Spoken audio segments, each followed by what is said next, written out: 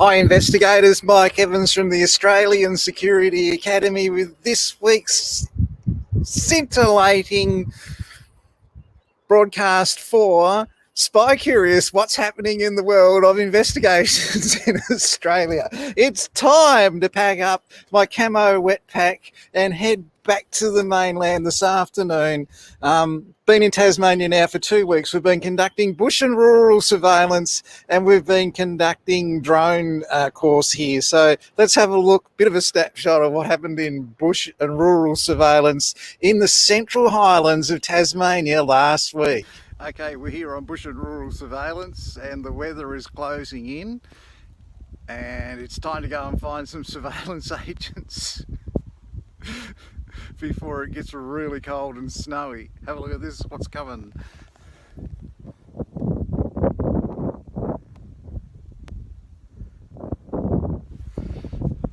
I need a fire.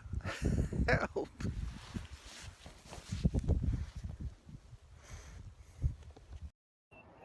That was last Tuesday when it was minus 7.5 degrees on an 18-kilometre trek through the wetlands in Central Highlands of Tasmania. Now, that was really exciting stuff. Why do we do that? Because we have people that can't get that kind of training in their workplace. Everyone's very good at doing surveillance in an urban environment, in a city environment, or in a town environment. But when you have to go into the bush, it's a whole different thing with communications, with survival, with fitting in and not standing out. So we actually meet the farmers, we meet emergency services, we meet the local country police, we meet the firearms shooters and the registry people in relation to that. So it's something that we do annually.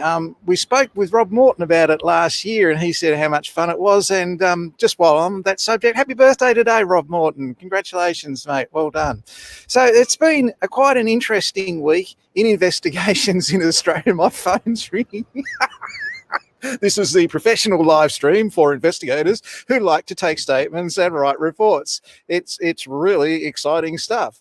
So the big news this week, and I'm really proud of this one, this is just absolutely fantastic news. Jim Higgins was awarded life membership of the AIS, that's not Jim Higgins. Whoops, he's Jim Higgins. Jim Higgins was awarded life membership of the AISP in Victoria. So Jim is a former past president of the AISP. He's been in insurance his whole life. And Jim was recognised by that industry association for his outstanding contribution to investigations in Australia. Jim, lovely bloke. I first met him at an AISP meeting. I went to this meeting. I was invited by Manya Shaw some 12 years ago, and I went along to this meeting, and Jim was standing at the door, and he was greeting everybody as they came in, shaking their hand, welcoming them, and he was standing up the back, not saying a thing, just smiling. And he was doing that because he and Manya had created breathed new life into the AISP, and back then, at that particular meeting, it was very successful, and you can see that industry association was doing great work for investigators in Victoria, and I'm sure it will go on to do great work for investigators all around Australia. So congratulations, Jim. Very well deserved. You're a gentleman and a stalwart of the industry, so it's great that you've been recognised with that. Jim is featured in our Australian Private Investigator Corporate Government Investigation jobs page because he supports emerging investigators. He's standing next to David and Monica also do that, and they help to develop talent in the Australian investigation industry. Now, I don't know what went wrong before, but the other good news this week is this guy, John Finch. He was supposed to come to Australia this month, I believe, and make an appearance in a court. But luckily he died some couple of months ago. They're not sure of the exact date. He rang me several years ago. And James Finch is his name, sorry. He rang me several years ago and asked me if he could be a private investigator. And I said, he didn't give me his name. I said, well, anyone can be a private investigator. He said, yeah, but I've got a criminal history. And I said, well, speeding fines and shoplifting when you're a kid, they don't really count. You got to be a terrorist or a drug dealer or something like that. And he said, well, I went to jail for the Whiskey A Go-Go fire. This guy, I just said I was glad he's dead, and I am, right? He killed 15 people in Brisbane in 1973 with John Stewart. They were both convicted of one count of murder for the youngest person in the room. That's the one they got them on. 15 people died. They took 8 gallons of diesel fuel, threw it into that nightclub, and then lit a rag in fuel and used that as an incendiary device and killed 15 people. They all died of smoke inhalation. Now, you could say, oh, well, that might have been an accident. They might have been, fitted up by the cops, framed, whatever. They actually, before the fire, greased the handles on the fire escape doors. They greased the fire escape stairs. So anyone that actually got out could be killed in the rush, slipping over, hitting their head, falling over, trampled by other people as they went down. They actually went to that level to kill people and maim people. So total animal, that guy. The families of that were seeking closure through that court appearance that he was supposed to come over here for, but he can't do that because now he has since died. At the time, 1973, a police officer had warned an investigator, private investigator, Mr. J. Ryan, had warned local police that there was some issues in the nightclub industry in Brisbane and that something was going to happen. So you can have a look at it. It's the Whiskey A Go-Go fire in Brisbane. It's worth a read. These guys went to great lengths to say, they weren't guilty. They ended up eating the metal out of the mattresses in their beds to try and prove they were innocent, and they actually convinced a lot of people they were innocent. They weren't. They're killers. So that's something else that's happened this week. Whoops, got to find where I am. Losing my way here in Tasmania. This came out this week, a really interesting one. Over at Global Data, Casper have released today a new user guide showing some new features that they've got in their database search system. Now, I use Casper quite frequently for my work role, and I hear a lot of people putting it down, but I find it quite useful for what I'm looking for.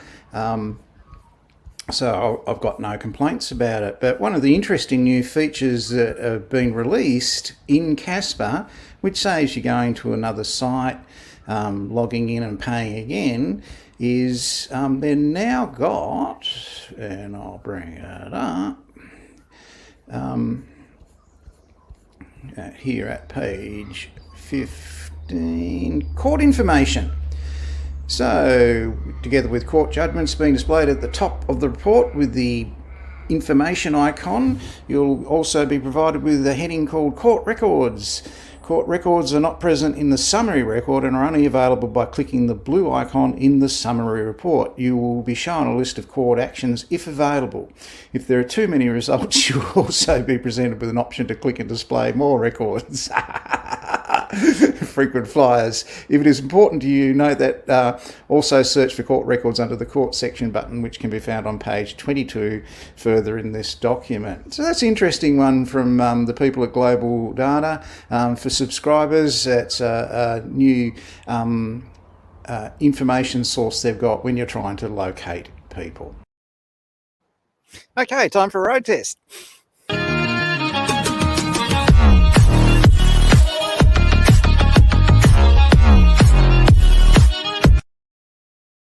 All right, you've been contacted urgently by your client, and they need you to set up a trail cam so that they can get a whole lot of car registrations of vehicles going in and out of a country property somewhere or something like that. And like me, you've got your Acorn trail cam, which does all that. It's really good. You've got several of them and you use those, but this one I dropped and I broke it. So it's an urgent Friday afternoon job. Am I going to say no, or am I going to run into JCar and get one of these cheap ones, which are not, so much the little Acorn trail cams, but they're there and you can get them for $150, $260. So will you go and get one? Let's have a look at our road test to find out.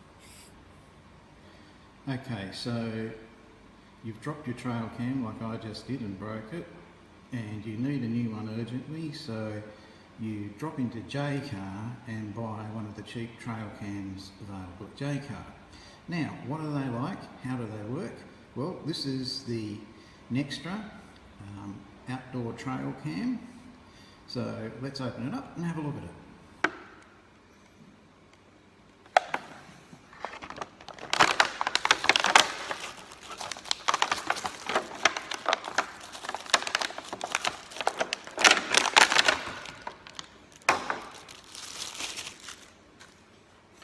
So that's what it looks like. We've just got to remove the covers on the cameras.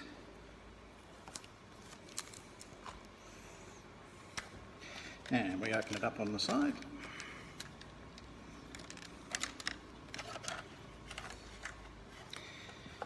And that's what it looks like inside. It's a 720p Nextra outdoor trail cam from JCar, about 150 bucks.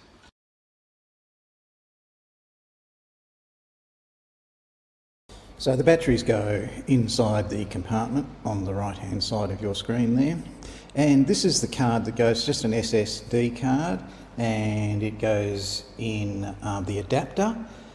So the SSD goes in the adapter, and then you plug that in. That is quite useful because it does protect the SSD card in case rain does get in the environment where you're operating. We've been operating in Tasmania this week, and for 7 nights we had rain getting in, but always we got the video and there was no damage to the camera.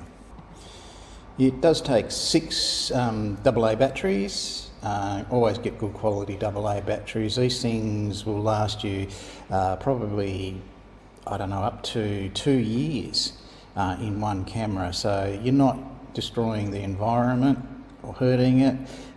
It's actually quite an economical little device. So once the batteries go in, you're all set to go and do your setup of the trail cam. A lot of people like to use a tripod. This can have issues with transport. Whenever I go away, I take a lot of equipment with me, and tripods, I usually take 5 or 6 of varying sizes.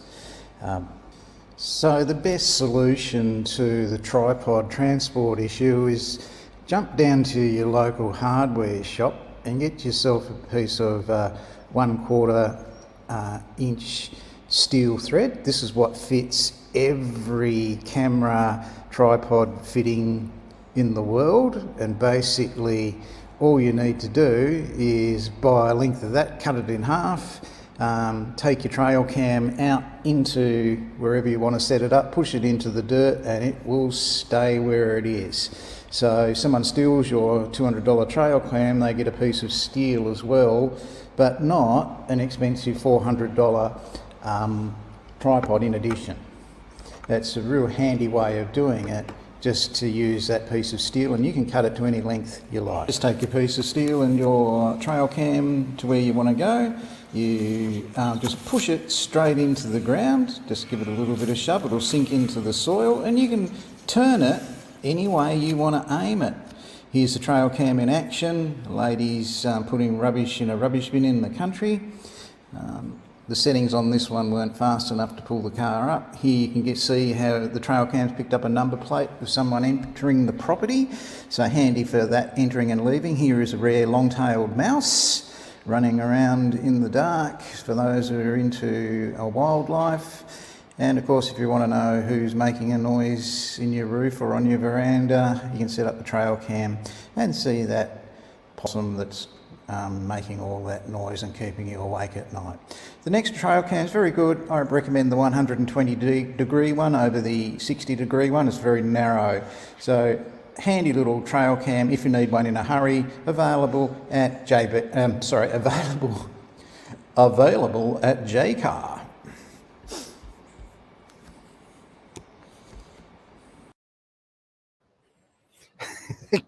Got a bit tongue-tied there. So this is the one I recommend. Get the 120-degree one. That's right there, 120 degree. Right, this is more expensive, because it's about $260 this one, but it's got better quality, it's got wider view, so worth the extra bucks. And then go and get your wildlife cam later and pay you $300-400 for that. Now, in terms of that, we use those little wires there that screw it in and just stuck them in the ground as tripods. So that's not a bad idea. It works really well, and you can do all sorts of fun things with that. But tripods are a very big issue. If you're going to use a tripod, right, usually it's going to be because of something you've got to film a long distance away. If you look behind me now, there is right about behind me a sea salt factory. Let's have a look at it with a camera on a lousy tripod. There's two guys working at the sea salt factory. They've got a plumbing issue with the salt being pumped in. They're not happy about it. Very hard to see. And that tripod, it's a cheapie, and it's not very good video. It's lousy ID, and it's bouncing all over the place on that cheap tripod. How far away are we?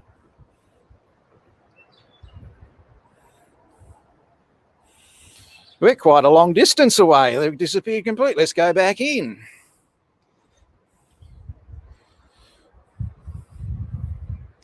So because that tripod's so cheap, it's bouncing around because of the distance. It's a 90 times zoom. It's not a very good usable video for ID in this case. Now, these guys haven't done anything wrong. I'm just mucking around with the camera. What sort of camera is that? You buy them JB Hi-Fi, you buy them anywhere. You don't need specialist long-distance cameras. They all do an amazing job these days. So don't go buying expensive equipment if you're going to be doing surveillance. Just another quick one, because I was mucking around with that today. This dog's having great fun fishing, ab diving. So they're quite a long distance away. I won't go into it. It goes for too long. All right. But get yourself a good tripod. A good tripod means a heavier tripod. Lightweight ones are great for use in the car for long distances, but have a good one that you can use for that long distance work, so it's nice and steady. That's what you want. You want steady video with good ID. So let's have a look at our job vacancies for this week. Now, Laura is actually sitting in front of me at the moment with her little boy. So I didn't do the video. I've been having great fun playing with Laura's little boy this afternoon. So let's have a look at some of the jobs that are available this week. And all these jobs that you're about to see, you can see them at the Australian Private Investigator Corporate and Government Investigators job page on Facebook. So let's have a look at them. First one is a Forest and Wildlife Officer in Victoria. Now, this one's only a short-term job, but great job to have on your resume and worth applying for if you're into forestry and wildlife. We've been having great fun in Tassie with that this week, and we've had people from a very similar organisation undertaking our bush and rural surveillance program. So that one's available now in Victoria. This one's great. This is for the Department of Agriculture, Water and the Environment, and it's in Perth, Melbourne and Brisbane. You're going to be the Assistant Director. Now, here at the Australian Security Academy, we have Assistant Directors of just about every government department you can name study our Diploma of Government Investigation. So you are going to have a Diploma of Government Investigation to have this role. Water is a valuable resource. It really is. And people tend to steal too much of it if they're up the top end of the river, to the detriment of the people down at the bottom end of the river, and that's not how the game is played. So you're going to be enforcing compliance with water usage all around Australia. So that is a great job, and many vacancies in it. It's been advertised on Seek this week. There's an intelligence analyst of Suncorp in Brisbane. So this is a whole of Suncorp insurance and banking role. Really great job, that one. So if you're into your intelligence, that's a good one to go for. The Victorian Building Authority have two positions vacant. Now, we had a surveillance investigator leave private investigations and go and join the building authority some 12 years ago. The person rose high up in the ranks of it, and that person today is, again, high-ranking in investigations in Victoria. So building authority is a great place to start, especially if you have a trade background. It really helps. So you go and get that job, you'll be studying the Diploma of Government Investigation with the Australian Security Academy, because they put their staff through that. Brookside are chasing general insurance investigators throughout Australia, New South Wales, Victoria in particular.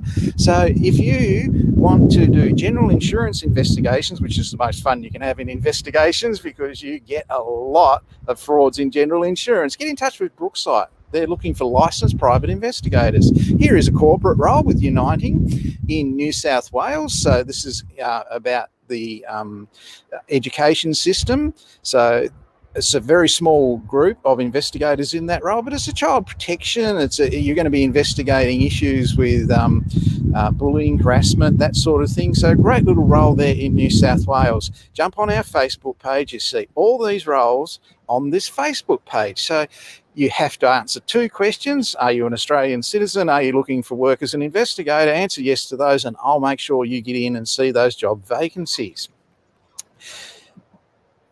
SureFact are looking for investigators in Victoria and New South Wales. They want factual investigators, people. So if you're a licensed private investigator, you want to do workers' compensation work, general insurance work, and corporate investigation work, get in touch with SureFact. If you want to see that info@surefact.com.au contact email where you apply, just replay this after it's finished. You can just replay it and go back to stop it at exactly 18 minutes and 55 seconds, and you'll be able to replay SureFact's contact details to apply for that job.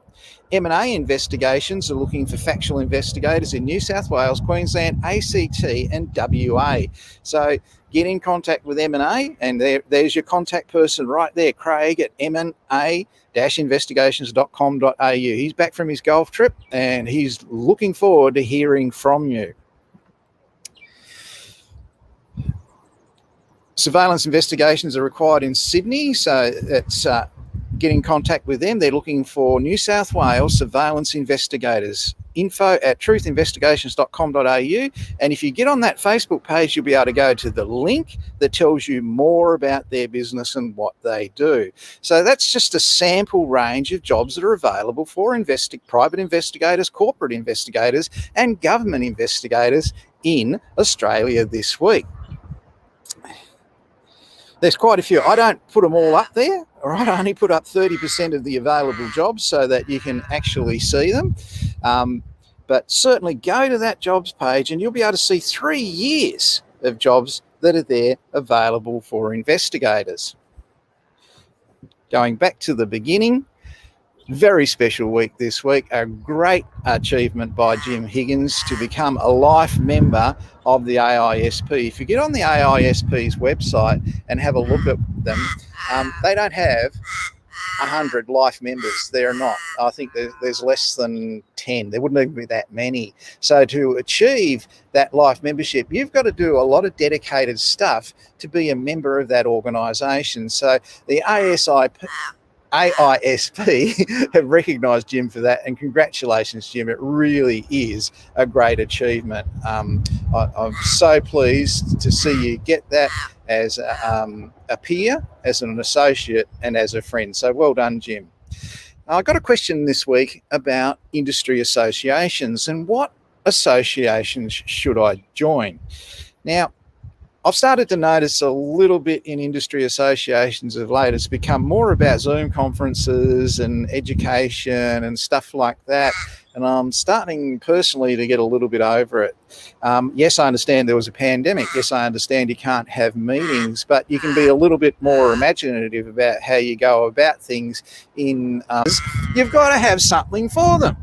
Now, if it's just the same statement taking, report writing, this, that, and the other, it gets a little bit tiresome. It gets a little bit boring. It's like we're going back 5 years ago when the only speakers they ever had at any industry association event was an ex-police officer.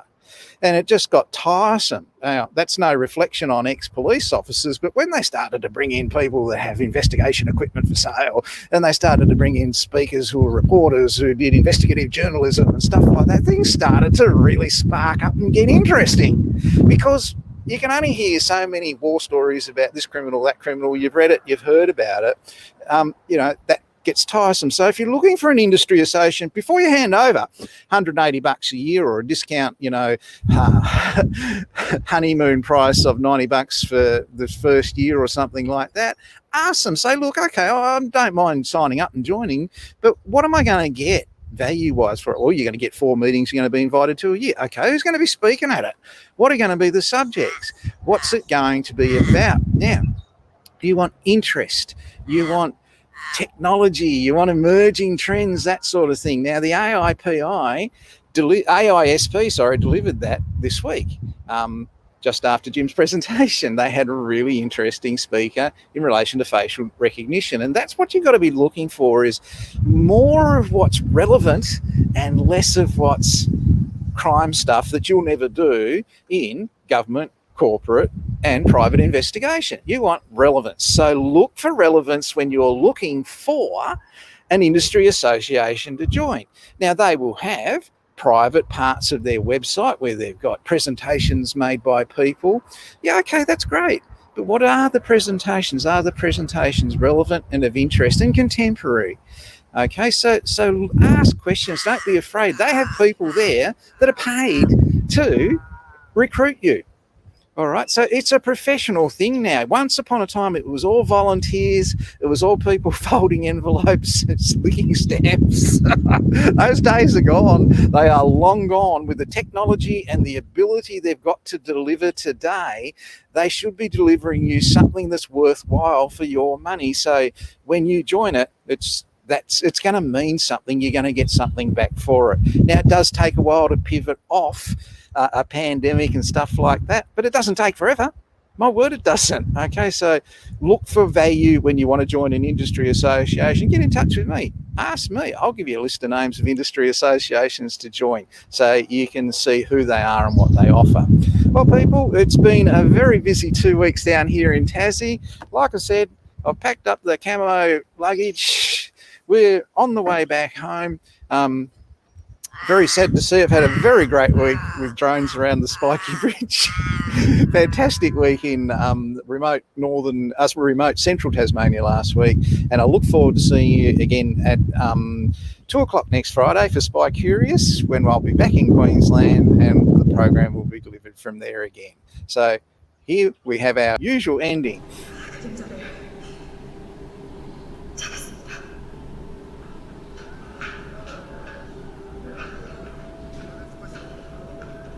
작전 종료. 전원 복귀할 것.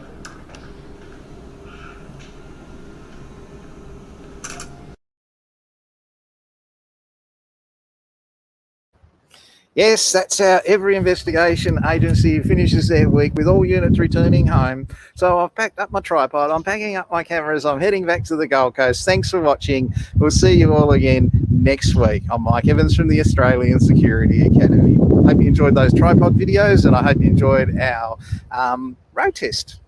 Get one of those cameras, they're good fun, really are. See what's in your backyard.